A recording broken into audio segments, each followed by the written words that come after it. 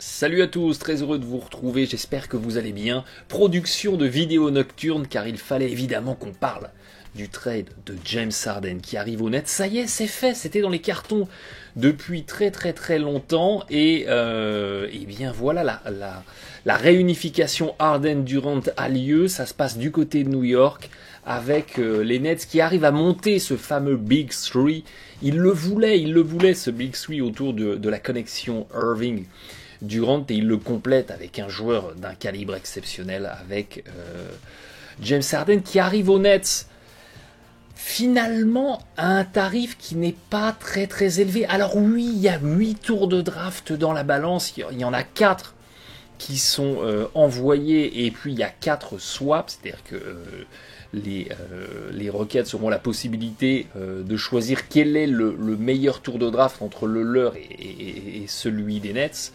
Et puis derrière, ils perdent Allen, ils perdent Prince et ils perdent Levert et puis ils perdent Rodion Kurucs. Mais globalement, pour récupérer un James Harden qui est un joueur qui a été MVP, qui a été, je crois, 6 fois All-NBA First Team sur les 7 dernières saisons, donc pour récupérer quand même un joueur d'un calibre extraordinaire, le prix n'est pas si démesuré puisque finalement les Nets arrivent à conserver leurs 2 All-Stars, leurs 2 joueurs calibre All-NBA, Durant, Irving, et on récupère un 3e, alors que traditionnellement, quand vous voulez un All-Star, un joueur All-NBA, il faut en lâcher un, c'est du donnant-donnant, là on n'y est pas.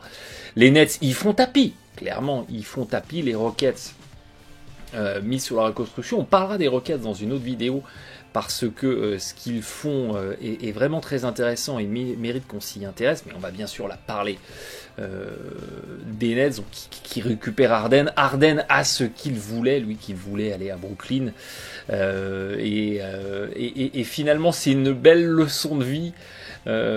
C'est une belle leçon de triste réalité, c'est que Harden, qui n'a pas eu un comportement très professionnel, c'est le moins qu'on puisse dire, sur ce début de saison, finalement est gagnant dans l'affaire parce qu'il a ce qu'il voulait.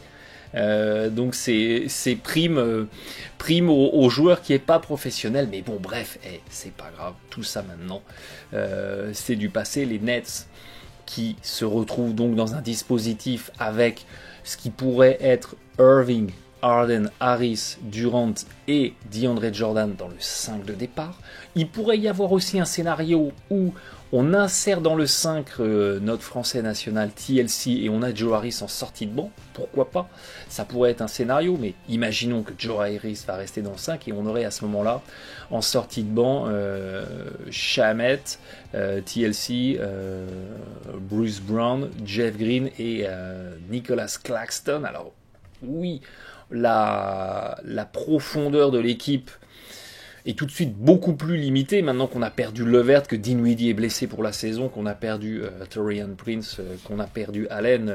On a gagné en talent, mais on a perdu en profondeur. C'est les traditionnels dilemmes de la NBA. On va parler de tout ça dans la vidéo parce qu'évidemment il y a plein de questions qui se posent et la première qui vient en tête, c'est qu'est-ce que ça peut donner? Qu'est-ce que ça peut donner cette équipe qui accueille James Harden? Alors le trade était annoncé depuis 5 minutes, je ne sais pas si vous étiez comme moi à faire F5 comme un goret sur le profil Twitter du Vodge de ESPN pour avoir le dénouement, mais évidemment la décision n'était même pas annoncée depuis 1 minute que tous les lecteurs de boules de cristal annonçaient déjà dans la foulée, alors que Harden n'était même pas encore arrivé en avion à New York. Il y avait déjà des prophéties qui circulaient sur Internet. Il faut croire qu'il y a eu des distributions massives de boules de cristal parce qu'il y avait déjà 2 écoles qui s'affrontaient. Il y avait les anges de l'Apocalypse qui nous annonçaient déjà que ça ne marcherait pas. Voilà, on n'avait rien vu, que ça n'allait pas marcher. Et puis il y avait les convaincus, il y avait les fidèles qui nous annonçaient déjà c'est plié, les Nets sont champions. je vous annonce déjà que faire une projection de ce que pourrait devenir ces Nets, c'est très très compliqué. Voilà, le mec, voilà, bah merci, bah au revoir alors. Le mec qui veut pas se mouiller, non, très sérieusement, pourquoi c'est très compliqué de projeter ces Nets 2021? Parce que les Nets 2021, c'est tabula rasa, c'est la page blanche. Pourquoi c'est la page blanche? Parce que il y a un tout nouveau coach, il y a tout un nouveau coaching staff, et il y a des nouveaux joueurs. Parce que Irving, finalement, il a peu joué la saison passée. Durant, il n'a pas du tout joué, c'est un nouveau joueur. Harden arrive. Lui aussi, c'est une nouvelle recrue. Et en cours de saison, alors qu'on n'a plus beaucoup de temps de s'entraîner et que finalement la machine est lancée, eh bien, il faut faire prendre la mayonnaise à tout ce dispositif, à tous ces joueurs. Et évidemment, c'est jamais un exercice qui est facile. Alors que personne ne se connaît, entre guillemets, même si ces joueurs ont des connexions, réussir à faire fonctionner tout ça dès le début, et puis on n'a aucun référentiel. C'est-à-dire que si on avait vu jouer Irving et Durant ensemble, coachés par Steve Nash la saison passée, on se serait dit, ok, ils jouent de cette façon-là, on peut imaginer comment Harden peut être intégré, etc. Là, on n'a rien vu, ni de la façon dont Nash se comporte, et ni finalement comment peuvent évoluer ces trois joueurs-là ensemble. Donc déjà, de base, c'est assez compliqué de se projeter, mais évidemment qu'on va essayer. Sinon, cette vidéo ne servirait à rien. Première chose, évidemment, qu'il faut discuter, c'est évidemment l'attaque. C'est un ballon pour 3 mutants d'attaque. Alors dans l'histoire de la NBA, des assemblages de joueurs extraordinaires en attaque, il y en a eu beaucoup. Et pour l'instant, c'est d'autant plus compliqué de se projeter avec ces Nets, c'est-à-dire que pour l'instant, bien malin celui qui pourrait nous dire quelle est l'identité des Nets coachés par Steve Nash. Alors oui, ça joue un petit peu en accéléré, mais c'est pas l'équipe qui fait le plus de transition de la NBA. Oui, alors on tire un petit peu à 3 points, mais c'est pas l'équipe qui tente le plus de 3 points. Ouais, il y a un petit peu de pick and roll, mais finalement, on surabuse pas du pick and roll. Alors oui, on joue un petit peu en 5 out. Oui, il y a les intérieurs qui sortent pour faire des hand-off, pour faire des mains. Ça ressemble un petit peu au jeu du Heat, ça ressemble un petit peu à Dallas, ça ressemble un petit peu aux Rockets. On est allé piocher un petit peu à gauche et à droite dans tout ce qui fonctionnait bien en attaque, mais il n'y a pas vraiment d'identité nette avec un Nash qui arrive et qui met sur la table quelque chose de nouveau. C'est un assemblage de choses qu'on a déjà vu beaucoup dans la NBA. Toujours est-il que les Nets se retrouvent théoriquement sur le papier avec un assemblage de 3 joueurs qui mettent au moins 20 points par match. Alors je vous le disais, dans l'histoire de la NBA, c'est déjà arrivé pas mal par le passé. Alors il y a eu les Kings en 2014 avec Cousins, Gay, Thomas. Les 3 étaient à plus de 20 points par match. Personne ne se souvient de cette équipe des Kings, donc c'est évidemment pas le référentiel qui va faire rêver les fans des Nets. Mais pourquoi je vous en parle? Parce que Harden, Durant et Irving sont des joueurs qui traditionnellement ont été habitués depuis 5, 6, les 7 dernières années à être au moins à 30% de taux d'usage en attaque. Et dans ces équipes qui avaient au moins des joueurs à 20 points par match, dans les super teams avec des mutants d'attaque, on n'a jamais eu 3 joueurs ensemble à plus de 30% de taux d'usage en attaque. Alors le taux d'usage, ne vous méprenez pas, ça n'est pas le temps, le cumul du temps où les joueurs avaient le ballon en main, ça c'est le temps de possession. Sur le site de NBA.com, c'est compilé. Le taux d'usage, c'est dans la répartition de l'attaque, combien de séquences d'attaque se sont terminées par moi qui tente un tir, ou moi qui je fais tomber une faute et j'ai des lancers francs. C'est ça le taux d'usage. Et donc cet assemblage de 3 joueurs qui étaient habitués à être à plus de 30% de taux d'usage, eh bien ça s'est jamais vu dans la NBA. Donc il va forcément y en avoir un qui va devoir se sacrifier au profit des 2 autres, ou bien tout le monde va se sacrifier et on va tous être à 25%, 24-25%, mais de facto, on ne peut pas rester avec les habitudes de chacun. C'est pour ça que Sean Marks, le general manager, s'est déjà entretenu avec les joueurs. Alors évidemment que les joueurs, sur le papier, ils vous disent oui, non mais moi je veux gagner, moi je veux me sacrifier. Mais ça, c'est la langue de bois habituelle des joueurs NBA, vous êtes des basketologues avertis, ça fait bien longtemps qu'on vous la fait plus. 100% des joueurs NBA vous disent qu'ils jouent pour gagner, 100% des joueurs NBA vous disent qu'ils ne jouent pas pour les stats, sauf que la première chose qu'ils font quand le match est fini, c'est qu'ils regardent leurs stats, et les joueurs jouent pour gagner, mais selon leurs conditions. Et je joue pour gagner selon mes conditions, ça veut dire que je veux tous les ballons d'attaque, c'est moi qui dois tenter les tirs quand on est dans le money time, et en gros c'est moi qui soulève le trophée à la fin, si on est champion, c'est moi le MVP. Donc évidemment qu'en théorie, les joueurs vont dire oui, mais on est prêt à se sacrifier, on a bien compris les enjeux, mais évidemment que la réalité est beaucoup plus compliquée que ça. Alors il y avait une autre équipe qui avait 3 joueurs à plus de 20 points par match, c'était les Warriors 2017, les Warriors 2018, avec Thompson, Durant et Curry. Mais voyez qu'on avait Curry et Durant qui avaient leurs 30% de taux d'usage en attaque, et c'était Klay Thompson qui était un cran en dessous. Alors Klay Thompson avait ce talent de pouvoir complètement exister sans avoir le ballon en main, jaillir, bam, je fais ma petite réception tir et je sanctionne, mais on retrouvait cet assemblage avec un joueur entre guillemets qui avait un petit peu sacrifié ses tickets tir en attaque. Alors il y avait une autre équipe qui avait 3 joueurs à plus de 20 points par match, il faut retourner dans les années 90, c'était encore les Warriors, c'était le fameux run TMC pour Tim, Mitch et Chris, c'était l'époque avec Tim Hardaway, Mitch Richmond et Chris Mullin, les 3 étaient à plus de 20 points par match, et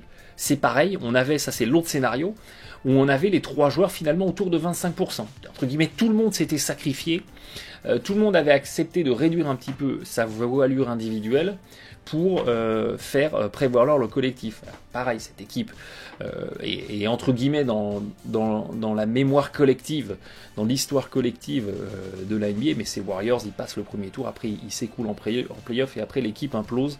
Donc c'est pareil, c'est pas un assemblage qui a vraiment marqué sur le plan sportif l'histoire de la NBA, donc les fans des Nets, ouais, c'est pas l'exemple qui va le plus les passionner. Et puis on a d'autres exemples de super teams, alors où il n'y avait pas forcément 3 joueurs à 20 points par match, mais où on avait un assemblage de super talents offensifs. Je pense aux Suns par exemple de 2004, 2005, 2006, où là, mis à part Stoudemire qui avait ses 30%, derrière c'était très très bien réparti entre Johnson, Marion, Richardson et Nash, où on avait à peu près 20% de taux d'usage chacun. D'ailleurs ces Nets qui récupèrent James Harden me font un petit peu penser à ces Suns de 2005 où il y avait déjà Nash, où il y avait déjà D'Antoni, même si vous allez me dire mais ça n'a rien à voir, mais on peut imaginer un Harden qui devient un petit peu le Joe Johnson, c'est-à-dire je sanctionne à 3 points, j'existe un peu sur le pick and roll, Stoudemire qui est incarné par Durant, avec des capacités de poser les écrans, finir fort au cercle, avec un Steve Nash qui serait un petit peu un Kyrie Irving. Alors il n'y a absolument pas les mêmes capacités de playmaking, mais il y a la même capacité à être le porteur de balle, sanctionner à 3 points, driver un petit peu. Quentin Richardson qui est Joe Harris, qui est complètement dans le même registre que Joe Harris. Et puis vous avez Sean Marion qui pourrait être incarné par Jeff Green, mais on en reparlera un petit peu plus tard. Mais on pourrait avoir finalement dans ces Nets 2021 un espèce de casting qui pourrait ressembler un petit peu aux Suns. Sinon il y a une autre équipe, effectivement super team d'attaque, c'était déjà avec Irving et LeBron, chacun avait ses 30%, et puis c'était Kevin Love qui contribuait pas mal en attaque, mais qui lui aussi avait accepté de réduire un petit peu la voilure. Et puis on a beaucoup parlé de la réunification Durant-Harden. N'oubliez pas que ça c'est l'équipe de OKC de 2012 qui va en finale NBA, qui perd contre le Heat. N'oubliez pas qu'en 2012 Harden il est à 20% de taux d'usage, donc on retrouve Durant, Westbrook, ils ont leurs 30%, mais on avait derrière un Harden qui est à 20% de taux d'usage. Ça fait bien longtemps que Harden ne se satisfait plus de 20% de taux d'usage en attaque, donc c'est très compliqué. En plus Harden qui sortait du banc, mais c'est très compliqué de se projeter sur le duo Harden-Durant avec ce référentiel là du Thunder de 2012. Et puis il y avait aussi, souvenez-vous, les Three Amigos, c'est un petit peu moins vieux, mais les Three Amigos version Miami Heat avec James Wade, c'est pareil, j'ai mes 30% et c'est Chris Bosh qui est sacrifié. Donc, qui est sacrifié avec des guillemets, hein. Mais vous comprenez la logique. Il va falloir qu'il y ait un des 3 mutants de l'attaque des Nets qui sacrifie pour les 2 autres, ou bien tous les trois d'un commun accord ont la même répartition d'attaque et on est chacun aux alentours des 25% à l'image du Rum TMC. Mais déjà ça, faut l'avoir en tête. Tout le monde ne pourra pas être dans la continuité de ses habitudes offensives passées. Alors, pour l'instant, on avait un Irving à 30%, on avait un Durant à 31%, mais vous allez me dire, mais attends Blight, regarde, Harden va remplacer Levert qui était lui aussi à 30% et on l'avait la cohabitation, tout se passait bien. Alors pourquoi on avait un Levert à 30%? Parce qu'il a joué énormément de matchs où il n'y avait ni Irving ni Durant, où il a joué avec que Durant et pas Irving, ce qui fait qu'il a eu ses tickets tirs, mais on n'a quasiment jamais eu les trois ensemble, ou auquel cas quand on a eu les trois ensemble, on avait un Levert certainement pas à ce niveau-là. Donc c'est un trompe-l'œil, ne vous y méprenez pas. Là où, par rapport aux équipes qu'on a vues, qu'on a évoquées, là où il y a quelque chose qui est absolument extraordinaire avec ces Nets 2021, c'est que je n'ai pas dans l'histoire de la NBA en tête, à part peut-être en parlant du Run TMC des Warriors de 90-91, je n'ai pas en mémoire en tête un tel assemblage d'attaques avec des joueurs qui sont à la fois des extraordinaires finisseurs, que ce soit à 3 points ou en dessous, mais qui peuvent être aussi des formidables initiateurs.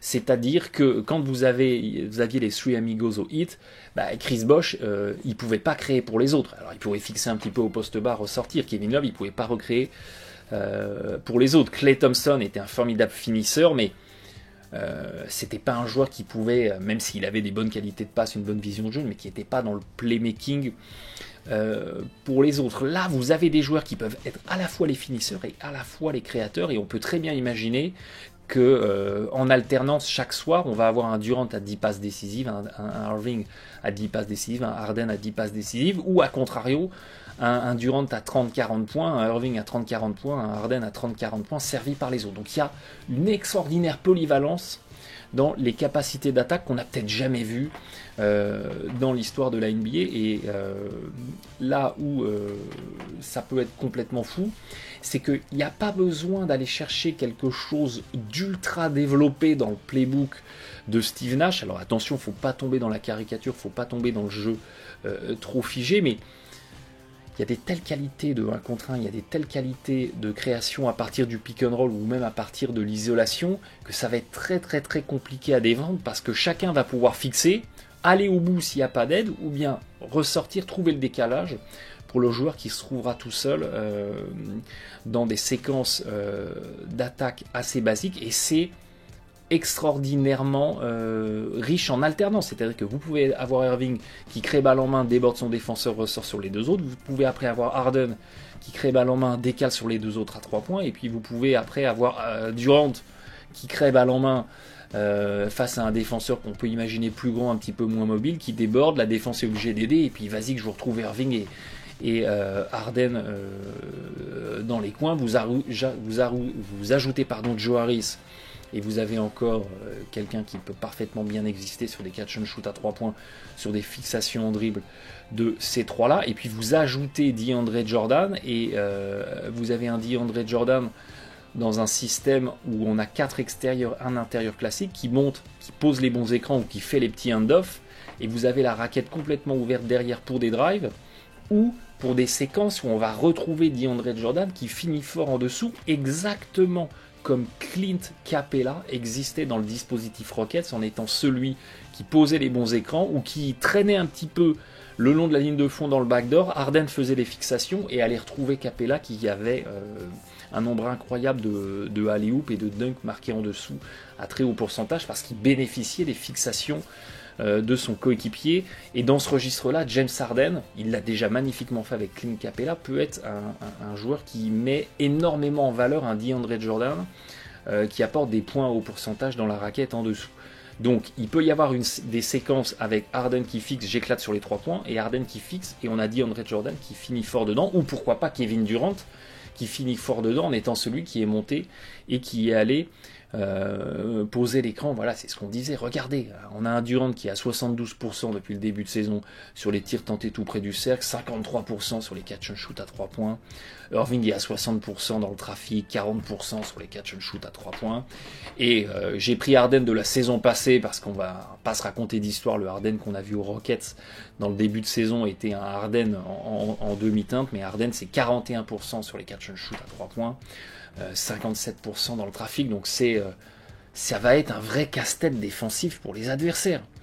Parce que vous voulez protéger la raquette, vous ferez allumer à 3 points, et puis vous voulez protéger les 3 points, vous prendrez des drives. Tout l'enjeu, c'est qu'un Harden qui était très très très habitué aux Rockets de tout se créer à 3 points avec ses fameux pull-up, c'est les fameux step-back, c'est les fameux tir en isolation, en auto-création, il va falloir un petit peu moins de pull-up, un petit peu plus de catch and shoot. C'est là où on revient dans ce registre de il faut faire évoluer son jeu, se sacrifier un petit peu, avoir un petit peu plus l'habitude d'exister sans ballon. Irving, n'oubliez pas, il a joué avec LeBron, il a joué aux Celtics dans un dispositif où le ballon était assis vivant.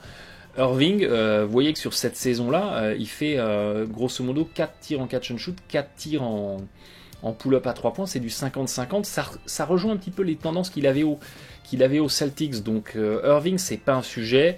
Durant, c'est pas un sujet. Il a joué aux Warriors dans un dispositif où le ballon était très très très vivant. Le sujet, c'est Harden. C'est lui qui très clairement va avoir le plus à faire en introspection pour se fondre dans un moule net. Et puis aussi tout l'enjeu de ces Nets 2021, maintenant qu'Harden est là, c'est il va falloir jouer ensemble et pas l'un après l'autre. Alors ça, vous allez me dire, oui, mais c'est une formule toute faite, c'est facile à dire, mais ça veut dire quoi concrètement? Ça veut dire quoi concrètement? Il va falloir éviter de tomber dans le piège de, pendant que Harden fait de la magie, ou pendant que Irving fait de la magie balle en main, on a admettons que c'est Irving qui est la balle en main, on a Durant et Harden qui sont à 9 mètres, à 10 mètres, qui sont pas dangereux, qui sont statiques, qui ne font rien et qui regardent Irving faire ce qu'il a à faire. Exactement comme du côté des Rockets, quand on avait Harden qui faisait sa magie, on avait un Westbrook qui se laissait mourir, ou on avait un Chris Paul qui se laissait mourir. Il faut absolument qu'on sorte de là parce que ça c'est trop caricatural, c'est trop schématique, et il faut quelque chose de plus riche en attaque. Il n'y a pas besoin de faire très très compliqué, c'est-à-dire que quand vous avez cet assemblage de joueurs mutanesques, il n'y a pas besoin de faire très très compliqué. Regardez que Team USA, qui à l'époque où ils envoyaient les meilleurs joueurs qui allaient chercher les médailles d'or, c'était assez basique, hein. C'était 5 out, ou bien un intérieur, 4 extérieurs, fixation, on ressort sur le tireur, ficelle. Les Lakers de l'année dernière qui sont champions, leur jeu d'attaque, il n'est pas ouf en termes de tactique, en termes de stratégie. C'est beaucoup de fixation LeBron, beaucoup de fixation Davis, et puis on décale sur le tireur qui est laissé tout seul si l'aide s'interpose. Regardez les Cavs qui font 4 finales de suite, je crois, de mémoire avec LeBron. Pareil, il n'y avait pas un jeu collectif extrêmement élaboré en attaque. C'était somme toute basique, mais dans le basket, c'est souvent les choses les plus simples qui sont les plus compliquées à obtenir. Il faut que ça soit simple, mais pas simpliste. Vous comprenez la frontière. Il faut qu'il y ait un petit peu plus de cordes à l'arc des Nets que la basique isolation, mais on a déjà vu sur ce début de saison, effectivement, il y avait un petit peu de hand-off, il y avait ce qu'on appelle des double staggered, les double staggered, si vous voulez franciser. C'est en fait 2 joueurs qui posent un écran consécutif à un joueur qui se présente. Ça permet de créer un petit peu de mouvement, c'est basique, mais ça crée un petit peu de danger, ça crée un petit peu de mouvement, les joueurs sans ballon sont impliqués, et ça suffit.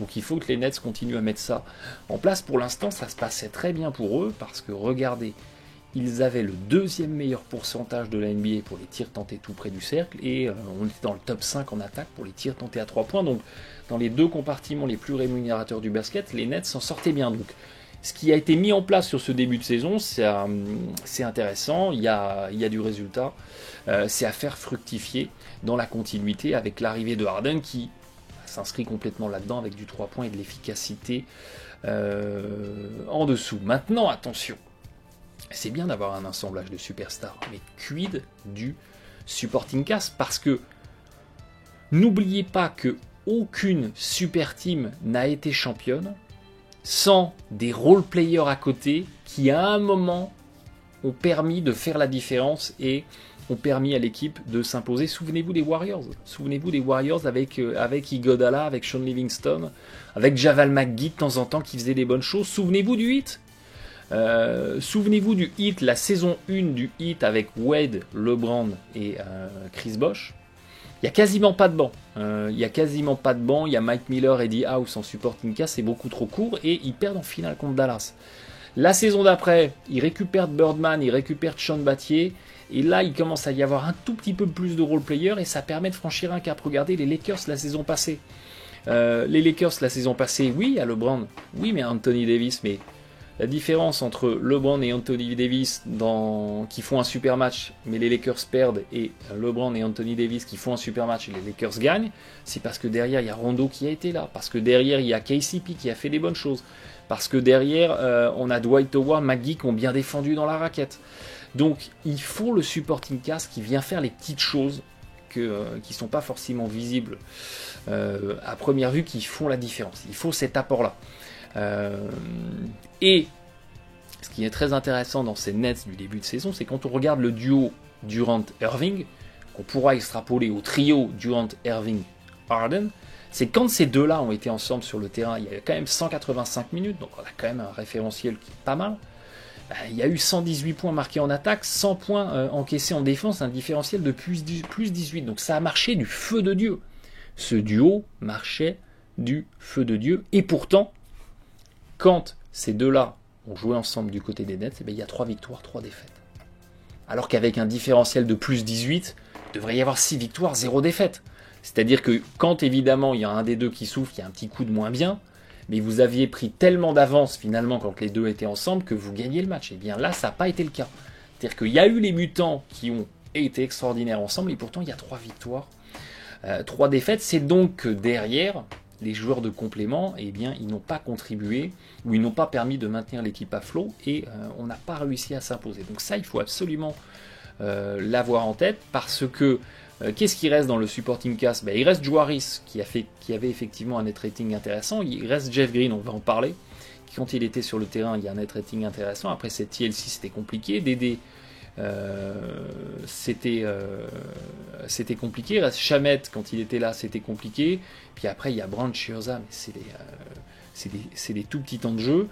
On perd Allen qui avait un impact très intéressant. On perd Levert qui en sortie de banc pouvait faire des choses intéressantes. Il y avait Taurean Prince, alors son net rating n'est pas forcément très élogieux, mais c'est pareil.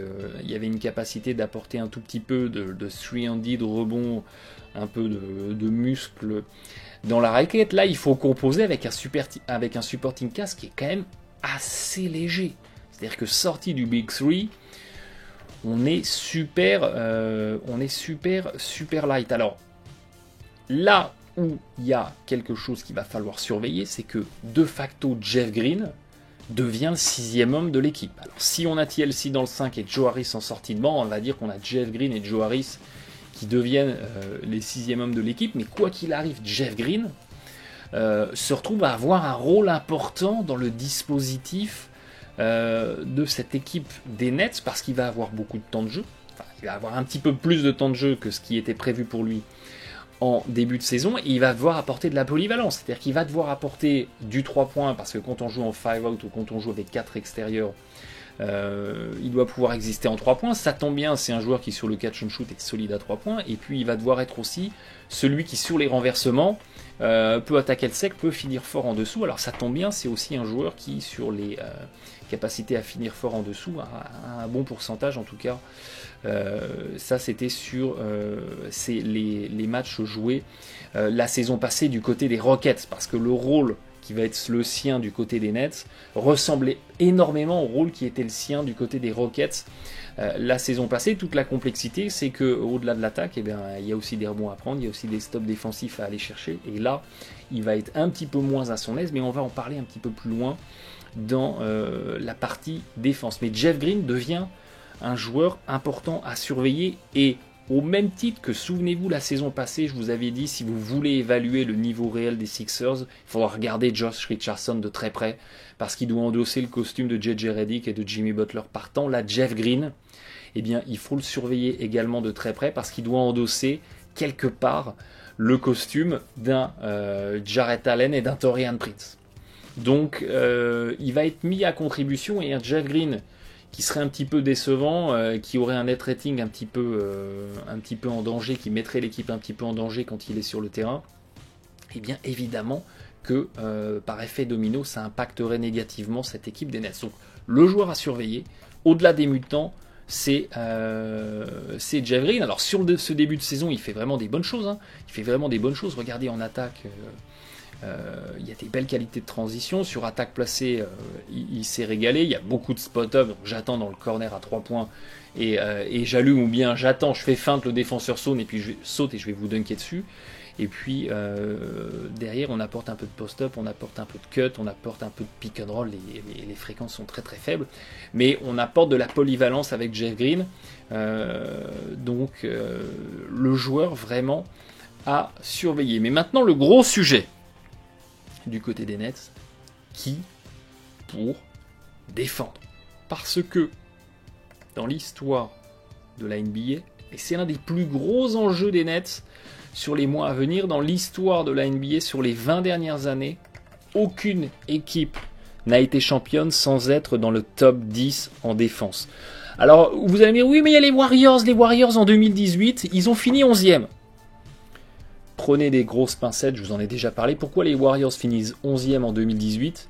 Parce que dans le dernier match de la saison, il n'y a plus aucun enjeu, les places sont verrouillées en play-off, ils mettent au repos tous les titulaires, ils prennent une branlée incroyable et ils passent, je crois qu'ils étaient 9e, et ils passent de la 9e à la 11e place sur ce dernier match, parce que ça a été un match abandonné, ça a été un match non joué. Donc ça fausse un petit peu la donne, mais en gros, si vous n'êtes pas top 10 défense dans la NBA, vous n'êtes pas champion. Vous pouvez aller en finale de conf, vous pouvez aller en finale NBA, demander aux Cavs en 2017, en 2018, mais vous n'êtes pas champion. Parce qu'il faut pouvoir mettre des points en efficacité, mais il faut aussi arriver de temps en temps à arracher des stops. Donc c'est un incontournable si les Nets veulent être champions, et on ne va pas se raconter d'histoire. Tout autre chose qu'un titre en 2021 ou en 2022 pour les Nets serait considéré comme un échec. Les Nets qui sortent en finale de conf, échec total. Les Nets qui perdent en finale NBA, ça serait un échec aussi. Donc la pression est maximale sur les épaules de Steve Nash pour transformer cet assemblage de superstars en une défense. Pas besoin d'être une défense élite. Top 10. Les Cavs 2016 qui sont champions, ils étaient 10e défense de la NBA. Il n'y a pas besoin d'être une défense élite, parce que j'ai déjà beaucoup lu sur les réseaux sociaux, ah non mais c'est mort, Irving, Harden, Harris ça défend pas, les Nets vont peut-être mettre 120 points mais ils vont en prendre 120, et puis il y a des soirs où ça passera plus, et puis ça va s'écrouler. N'oubliez pas qu'en 2016 les Cavs sont champions avec, dans le 5 de départ sur la ligne arrière, Kyrie Irving, J.R. Smith. S'il y a bien un assemblage sur le backcourt qui peut faire tout sauf de la défense, c'est bien celui-là. Dans la raquette, il y avait Kevin Love. S'il y a bien un intérieur qui n'est pas réputé pour ses qualités de défense, ses qualités à venir aider, à venir stopper les drives, à venir contrôler la raquette, c'est bien Kevin Love. Et pourtant, les Cavs, ils ont réussi à être champions avec Irving, J.R. Smith, Kevin Love dans leur rang. Et c'est passé. Donc, ne vendons pas la peau de l'ours. Irving, Harden, évidemment, il y a des errances défensives. Évidemment, Joe Harris, il va être ciblé. Mais ne vendons pas la peau de l'ours avant d'avoir vu tout ça. Il peut y avoir des effets d'émulsion. C'est-à-dire que Harden, ses errances défensives étaient bien masquées du côté des Rockets. Irving, pareil, ça pouvait être marqué, ça pouvait être masqué. Donc, pas besoin d'être élite, mais il faut minimiser la casse. Et là, il y a vraiment un enjeu. Là, il y a vraiment un enjeu parce que les stars vont être exposées. Durant, dans sa carrière, il a joué au OKC, il a joué aux Warriors. Quand il jouait au OKC, il y avait Robertson et Ibaka pour prendre les ailiers, les postes 3, les postes 4 adverses. Donc Durant, il n'était pas mis à contribution. Quand il y avait LeBron à affronter en face, quand il y avait Kawhi à affronter en face, c'était Robertson, c'était Ibaka qui s'en chargeait. Quand Durant a joué aux Warriors, il y avait Draymond Green, il y avait Iguodala. Donc c'est pareil. Durant, il n'était pas mis à contribution en défense. Il prenait le mutant offensif adverse, était pris par Green, était pris par Iguodala en sortie de banc. Lui, il pouvait, entre guillemets, un petit peu souffler. Il était masqué. Il était un petit peu en retrait. Kyrie Irving, quand il était à Cleveland, c'est pareil. Il y avait Della Vedova en sortie de banc, il y avait Shumpert. Il pouvait être entre guillemets mis sur l'arrière le moins dangereux. Et puis il y avait un pitbull défensif pour neutraliser. Quand il était aux Celtics, il y avait Marcus Smart, il y avait Jalen Brown. Il pouvait être masqué un petit peu. James Harden, quand il était aux Rockets, il y avait Tucker pour défendre dans l'aile, il y avait Chris Paul pour prendre les meneurs adverses, il y a eu après Westbrook avec des inégalités dans les niveaux défensifs, mais globalement la défense des Rockets c'est compliqué à transposer parce que c'était une espèce d'hybride entre une zone et une défense. Ça changeait sur tous les écrans, on n'accompagnait pas les joueurs qui coupent, mais on arrivait à masquer Harden. Là, dans le dispositif Nets 2021, les stars sont exposées. Parce que quand on va affronter les Bucks, eh bien, il va falloir que quelqu'un prenne Giannis. C'est pas DeAndre Jordan qui va prendre Giannis, ils peuvent essayer. Ça va durer 2 minutes. Giannis, il va le passer 3 fois en dribble, et les Nets vont prendre 3 dunks, et ils arrêteront. Giannis, c'est Durant qui va devoir le prendre. Durant n'est pas un mauvais défenseur. C'est un défenseur tout à fait correct. Il a la belle mobilité, il a des segments à rallonge. C'est juste que, est-ce que vous avez envie de fatiguer votre star en l'obligeant à défendre sur la superstar adverse et est-ce que vous avez envie de l'exposer aux fautes? Parce que Durant qui se retrouve à devoir prendre Giannis, eh bien c'est un Durant qui potentiellement peut prendre des fautes, peut se mettre en foul trouble et peut manquer du temps de jeu, voire pas être là sur la fin de match quand on aura besoin de lui. Quand on va affronter les Celtics, Kyrie Irving, tu vas devoir prendre Kemba Walker. Quand on va devoir jouer les Clippers, James Harden, tu vas devoir prendre Paul George, tu vas devoir prendre Kawhi. Si on tombe en finale NBA, en admettant que Davis soit pris par DeAndre Jordan, LeBron, ça va être Durant, ça va être un petit peu Harden. Voilà, il va falloir, parmi ce Big Three, avoir les stars des Nets qui prennent les stars adverses. On va pas pouvoir se cacher derrière un role player qui fait le boulot défensif. Alors il peut y avoir un petit peu TLC, c'est-à-dire qu'on peut avoir notre Timothée national qui arrive et qui est celui qui essaye de défendre sur Giannis, qui essaye de défendre sur LeBron, qui essaye de défendre sur Ben Simmons, mais c'est un petit peu léger et surtout sorti de TLC, il n'y a pas grand-chose non plus défensivement derrière. Défensivement, ça va être Joe Harris, mais qui va être du même acabit qu'un Harden ou un Irving. Il va y avoir Jeff Green, et c'est là où je vous dis il va falloir surveiller de très très près de Jeff Green. Là, on ne pourra plus se cacher, on ne pourra pas faire l'autruche, il faudra y aller. Et on retrouvera, et c'est ça que j'adore, on retrouvera la NBA des années 80-90 où Jordan il prend le meilleur joueur adverse, où Magic il prenait le meilleur joueur adverse, où Larry Bird il prenait le meilleur joueur adverse, ou Isaiah Thomas, Joe Dumars Pistons, allez vas-y qu'on prenait le meilleur joueur adverse, et c'était les stars versus les stars. Et c'était pas on fait que l'attaque et on sous-traite la défense à des role-players, et ça peut être vraiment intéressant. Dans ce début de saison, les Nets, une nouvelle fois, au même titre qu'en attaque, c'était intéressant. En défense, c'était intéressant. Ils avaient la 5e meilleure protection de la raquette. On a suffisamment parlé dans les dernières vidéos. Vous savez à quel point la protection de la raquette est ultra importante pour avoir de la solidité défensive. Et puis on était la 16e meilleure défense des tirs à 3 points. Ça suffit. Quand vous contrôlez la raquette, si vous êtes moyen dans la défense des tirs à 3 points, ça suffit. Au final, vous vous en tirerez.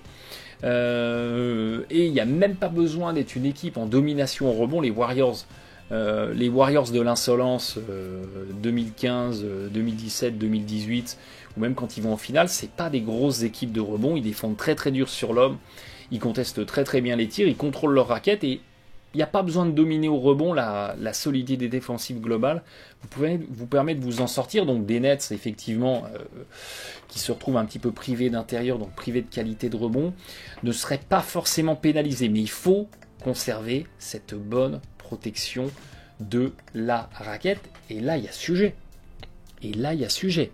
Parce que DeAndre Jordan il est toujours là. Et DeAndre Jordan il fait le taf. Regardez sur cette saison, quand DeAndre Jordan a été sur le terrain, 216 minutes. L'adversaire a été à 1,04 points par possession, c'est très très faible. 53% au tir réel, c'est très très faible. Donc ça a très bien défendu avec DeAndre Jordan. Et regardez, sur les tirs tentés tout près du cercle, on est à 56%. Donc la raquette a été tenue avec Dédé. Et ça, c'est encourageant parce que Dédé, il est toujours là. Par contre, il y avait un joueur aussi important qui permettait de solidifier la défense des Nets. C'était Allen. C'était la clé Allen. Quel jeu de mots, Laurent Ruquier, si tu nous regardes. C'était Allen. Quand il était sur le terrain, l'adversaire, il était à 1,08 points par possession. Il était à 54% au tir réel. Et sur les tirs tentés tout près du cercle, on était à 57%. Donc on avait en alternance Jordan-Allen, une très belle contestation, un très beau contrôle de la raquette. Et on gênait bien les adversaires directs. Là, on en a perdu un. Et sur ce début de saison, les Nets, quand ils ont été sans Allen et sans DeAndre Jordan, eh bien c'était la catastrophe. On était à 1,21 points par possession encaissée, il y a 92 minutes. Le référentiel n'est pas gros, c'est pour ça que je vous dis les Nets, c'est la page blanche. C'est compliqué de se projeter parce qu'on n'a pas beaucoup de référentiel, mais on a quand même vu 92 minutes de Nets small ball. Et c'était la catastrophe. C'était la catastrophe, on prend du 60% au tir réel et regardez, quand on avait réussi à bloquer à 56-57, sans Allen, sans DeAndre, on prenait 63% sur les tirs tentés tout près du cercle. Derrière, on est obligé d'aider, ça fait écrouler la défense et on prenait 42% à 3 points. C'est exactement ce qu'on a expliqué dans la vidéo sur le début de saison compliqué des Raptors. Et pourquoi il faut regarder DeAndre Jordan pas sur le terrain, Jarrett Allen pas sur le terrain, parce que DeAndre Jordan il va pas jouer 45 minutes par match. DeAndre Jordan il va jouer 24 minutes, il va jouer 20, 22, 24 minutes par match maximum. Il va pas être poussé à 30 minutes. Donc ça veut dire que pendant le reste du temps, on va avoir des Nets sans vrai intérieur classique. Alors il peut y avoir un peu de Nicholas Claxton, mais il va surtout y avoir du Durant en pivot. Pour l'instant, quand on a eu du Durant en pivot, ou bien quand on a eu du Jeff Green à l'intérieur, et bien défensivement, c'était pas fou, et on a pris complètement l'eau. Là, il y a un sujet. Là, il y a un énorme sujet que les Nets peuvent essayer de corriger parce qu'ils ont une mid-level exception qui est toujours disponible. Ils ne l'ont pas utilisée à l'intersaison. Ils ont aussi une disable player exception, c'est-à-dire qu'ils ont aussi la possibilité d'utiliser une somme d'argent, je crois que c'est aux alentours de 6 millions de dollars, parce que Dinwiddie est out pour la saison, et donc dans ces cas-là, il y a une règle en NBA qui vous permet, quand vous avez un joueur qui ne rejouera pas de la saison, de réutiliser, je crois que c'est la moitié de son salaire pour faire l'acquisition d'un autre joueur. Donc on a un petit budget, on a un petit trésor de guerre pour aller éventuellement recruter un intérieur qui est actuellement sans club. Alors il y a un Dwayne Dedmon qui se balade je sais pas où actuellement, qui n'a pas de club et qui pourrait être intéressé par un petit séjour à New York en prenant une mid-level exception ou un salaire minimum. Hein. Ils peuvent aussi proposer un salaire minimum. Ils ne sont pas obligés d'utiliser l'enveloppe mid-level, elle existe. C'est tant mieux, mais ils pourraient du coup recruter un intérieur qui pourrait faire un petit peu la basse besogne pendant que DeAndre Jordan souffle. Au moins, ils auraient cette corde-là à leur arc en plus pour, s'il y a besoin de retrouver de la domination dedans, des stops, des rebonds, avoir quelqu'un d'autre que DeAndre Jordan pour le faire. Là où c'est un petit peu plus compliqué qu'il n'y paraît, c'est que en récupérant Harden, les Nets actuellement sont à 163 millions de masse salariale cumulée, donc très très très au-dessus du salary cap qui est à 109 millions, très au-dessus du tax apron qui est le palier de déclenchement de paiement de la taxe de luxe. Ce qui veut dire que là, les Nets sont partis pour payer 87 millions de dollars de taxes de luxe à la fin de la saison. Ce qui veut donc dire que s'ils utilisent 5 millions en plus pour recruter un intérieur ou un autre joueur pour compléter le dispositif, ces 5 millions vont leur coûter en fait pratiquement 25 millions en taxes de luxe supplémentaires, donc ça voudrait dire qu'on passe de 87 à pratiquement 110, et ça devient complètement fou. On arrive dans des montants de taxes de luxe qui sont complètement fous.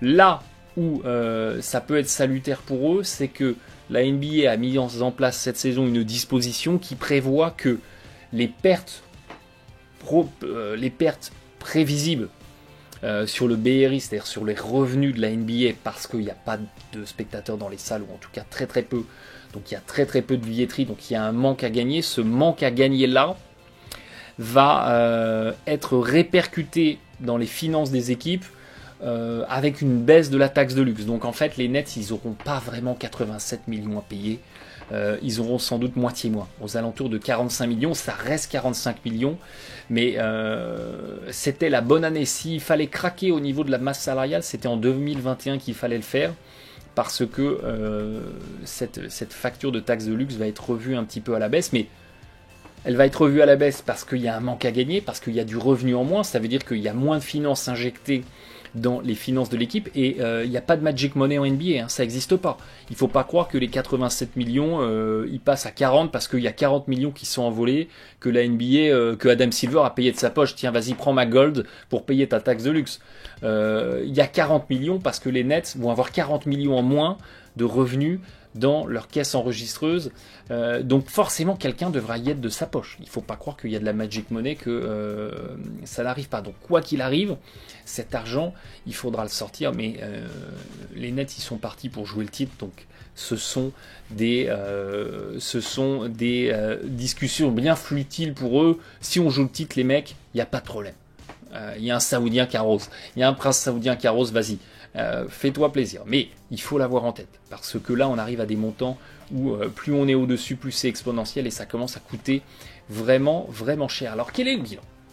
Quel est le bilan de ce James Harden qui débarque aux Nets, le blockbuster trade, évidemment de l'année, mais probablement des 10 dernières années, il y en a eu énormément, mais celui-ci est évidemment tout de suite dans le haut du panier. Et bien, c'est un incroyable assemblage.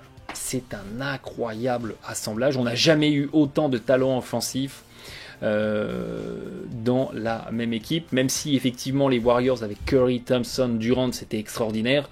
Là, Irving, Harden, Durant, c'est au moins aussi extraordinaire. Et puis un assemblage extraordinaire de joueurs qui peuvent être des très gros finisseurs et des formidables créateurs. Donc on peut exister balle en main, et sans le ballon, c'est complètement fou. On a 2 ans pour essayer de gagner le titre aux Nets. On a cette saison en cours et on a la saison prochaine. Parce qu'en 2022-2023, Harden, Durant, Irving, ils sont en option joueur.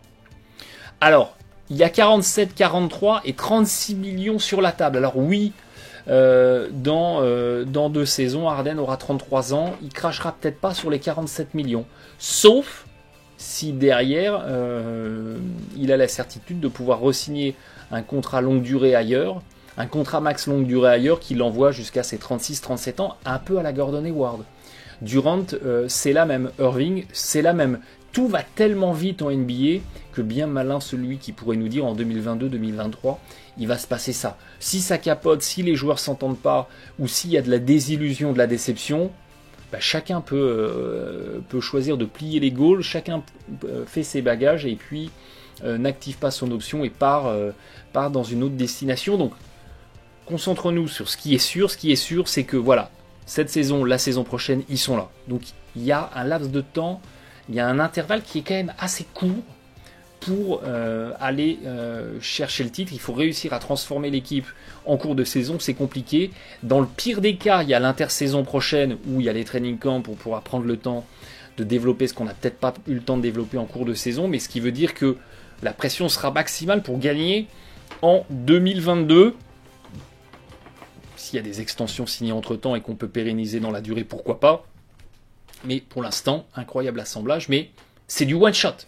C'est win now, c'est maintenant, on n'a plus le temps d'attendre. Donc ça rajoute encore énormément de pression sur les épaules de Steve Nash, sur les décisions de Sean Marks qui a fait tapis, qui a sacrifié tout l'avenir des Nets pour avoir ces joueurs-là. Après le pari de Sean Marks, c'est ok, si on gagne 2 titres, personne ne nous en voudra d'être à chier en 2025 et en 2026 si on gagne le titre en 2021, en 2022.